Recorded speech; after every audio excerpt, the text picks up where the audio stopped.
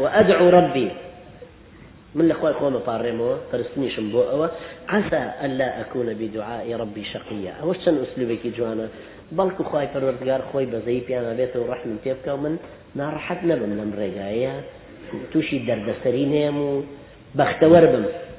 أنجا سيدي أو أسلوبك لقل أسلوبي بيغمبرانا دي سانا قنجير. سيدنا أيوب فرمي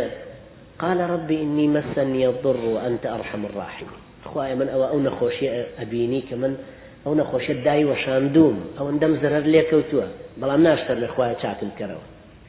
سيدنا زكريا فرمي واشتعل الرأس شيبا ولم أكن بدعائك ربي شقيا وإني خفت الموالي من ورائي بمشي ويباسي كساسي ووزعي خوي أكا خوي فرقات بزي في أبيته. سيدنا يونس لا سكيح تسيا فرمي قال لا إله إلا أنت سبحانك إني كنت من الظالمين. أنجا أخوي قرأ فرمي فنبذناه في العراء. إنسان كاتك ما يوسبه رنجي داوة هولي داوة أسباب حياة الدنيا تشيبه يشكردن هم يهناوة بيشه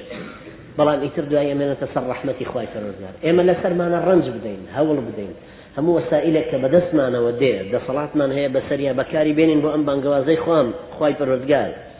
بلان جواهي سركوت مكلا لايم أو وديه كإما الرنج مان داوة فاشان أو سركوتنا خواي قول أي جرته بو خوي وما النصر إلا من عند الله بوي لهي پیغمبران شاء فرمي حتى إذا استيأس الرسل وظنوا أنهم قد كذبوا أتاهم نصرنا. يعني إنسان أو رنجاء دا هول دا باشا الفايفر وبياد سركوتنا كيف يباش. سيدنا محمد عليه الصلاة والسلام مسؤوليتي أو جيش ببا تدري بو بدر 304 دكز يعني 313 دكز استعدادي الشر درب برهم